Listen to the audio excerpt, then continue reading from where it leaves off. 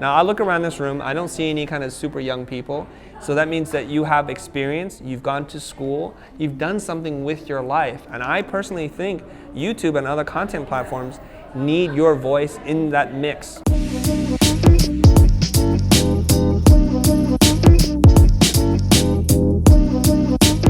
Hello, my name is Cynthia. In your experience, what is the most important thing to have more engagement, views, shares? All right, I hate to say this, but the thumbnail has a lot to do with whether or not somebody's going to click on it. Generally speaking, your face is a pretty good thumbnail. I don't know why. People like to look at other humans' faces. There's this study about advertising that if you have somebody looking at camera, like you can't help but to look at those eyes, right? That's another thing, so put your face in there. A very important tip is put your text on the left side, because when you're looking on your mobile device, they put the time on the bottom right, and a very attractive image is going to help people get an idea of what they're going to get into. So very big text, very descriptive, and then put that on the left side. What's the first thing that you see before you watch the video? It's the thumbnail. There's this thing called the cold open. You guys know what a cold open is? It's a term used from TV shows. A traditional TV show starts out with like the title sequence, blah, blah, blah, you know, whatever, and then you get into the show. A cold open, the hour starts and you just jump right into it. And it doesn't have to be linear. You'll notice one of the most popular vloggers, maybe the most popular vlogger, is Casey Neistat. What he'll do is, his day he shoots in 24 hours.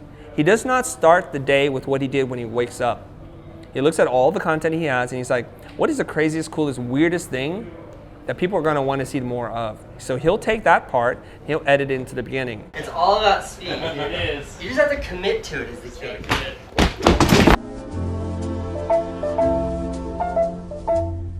You'll notice that we do that in our vlog now too. So we'll start out with something crazy, something bananas.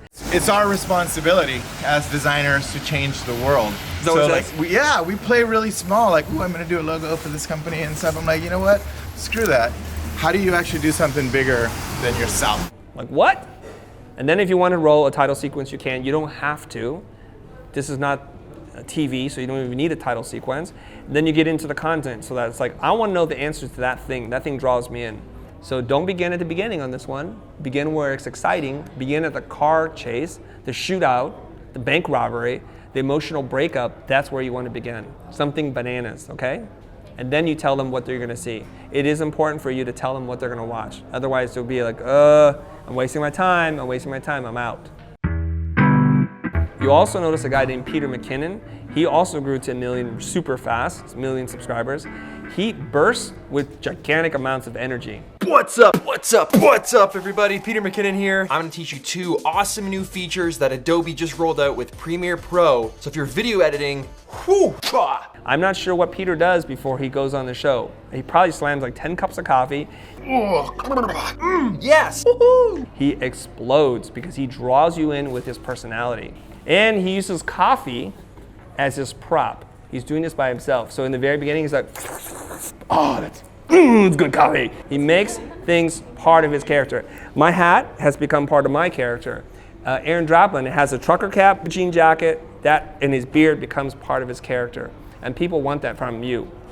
Believe it or not, we did a live stream with Aaron Draplin. He did not wear his hat. I've never seen him without his hat on. And the internet's like, where's your hat? Where's your hat? I can't believe it. What are you doing? What's wrong with you? They want you to be who they've seen. So you have to start to develop a personality, a persona that is you, but not 100% you. So, okay, you wanna draw people in, you wanna explode with energy. So this is where you might have to do it a couple of times. So, hey, what's up? It's me, Cynthia. And you're like, okay, that didn't work.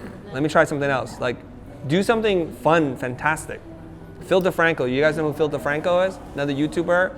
And his whole thing is he starts the show in the same way. He's like, Sup, you beautiful bastards. Hope you've had a fantastic Thursday. Welcome back to the Philip DeFranco Show, and let's just jump into it. and he ends it the exact same way as he begins on every single video. And that's where I'm going to end today's show. And of course, remember, this is the Philip DeFranco Show. I give you the news, sometimes my opinion, and then I want to hear from you, whether it be the last story, the first one, anything in between. Let me know in those comments down below. So he's creating like little sound bites that are good for him. So it begins, like you kind of have a phrase.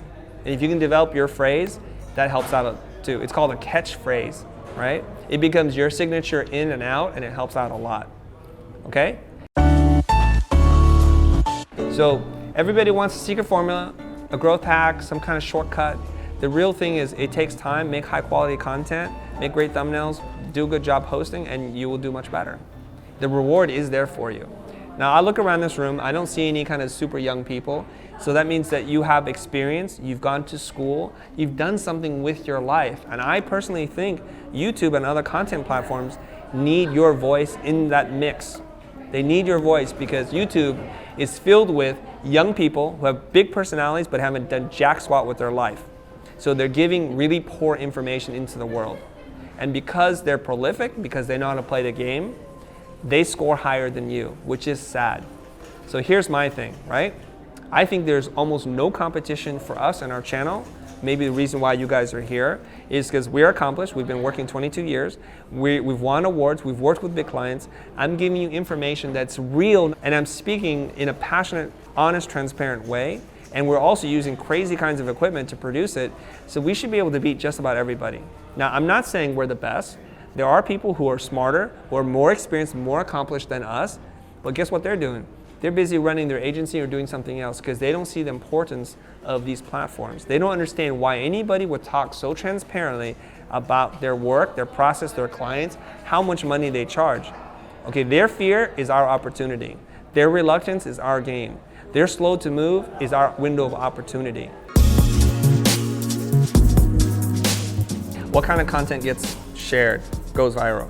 Does the video stir up a strong emotion, positive or negative? It needs to stir it up a little bit, right? So you need to do something and have a point of view. A lot of people are afraid to say something where other people attack them. Well, you're kind of just riding in the middle. Be passionate about something. You love this, you hate that, it's fine. That gets people engaged. Does it appeal to a broader audience? The more it appeals to a broader audience, the more universal the content is, the better it is. So if you make a tutorial or a video on how to fix a camera shake in Premiere, now you just chopped your audience down to really small. But when you speak to bigger subjects like, how do you not have to work overtime when the boss is asking for it? That video went viral for us. At last count, I think it has 4.5 million views and something like 9 million impressions.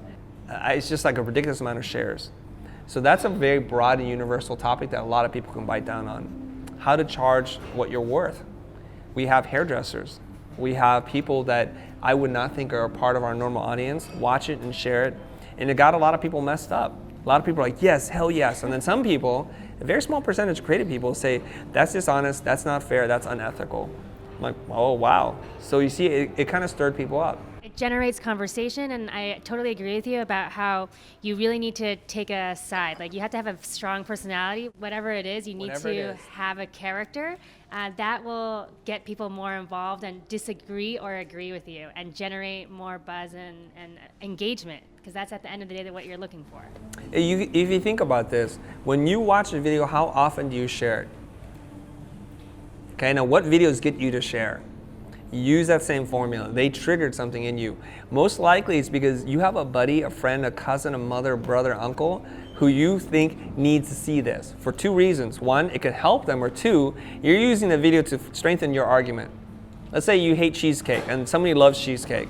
A great video comes out about why cheesecake is horrible. You'll send it to them like, see, I was right. That's what happens. Okay, it's used as confirmation bias.